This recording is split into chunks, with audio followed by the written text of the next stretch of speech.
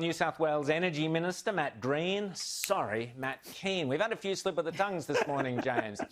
He this week announced he is giving $750 million. That's your money, our money, New South Wales, sorry, Rita, not your money, but James and my money, to help businesses slash emissions. This is his Net Zero Industry and Innovation program, which is aimed at co-investing with industry to reduce our carbon emissions. So basically wasting money, paying them, well, to try and reduce this ridiculous target.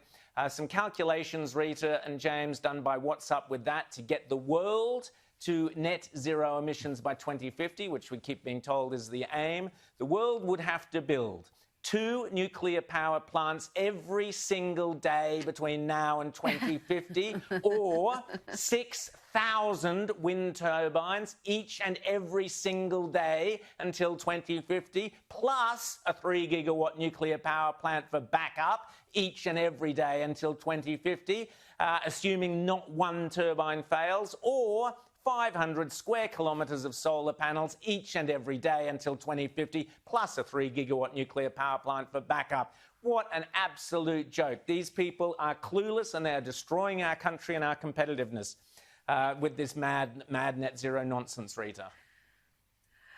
Yes, and as we know, a lot of them aren't even having the nuclear discussion. So they want all the renewables, but without the nuclear backup. So you just have to question how we're going to really ever get to zero net emissions by their targets without the serious consideration of nuclear Kean energy. Earlier on Sky, speaking to Andrew Clennell, said that he started to make noises about nuclear. It's a bit vague, but there are things happening. Noises. What sort of noises? Nuclear noises from Matt Green. Who knows? Yeah, I mean, but you can't have Rowan and Rita. You cannot have any discussion about cutting emissions if you're not going to put nuclear into the mix. Absolutely. And yes, nuclear is expensive, it's capital intensive to get it going.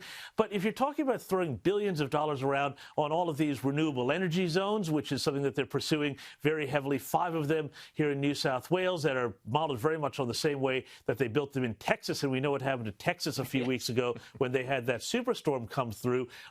You're not talking about creating a robust system that is not going to be vulnerable to shocks, which is what I worry that we're doing.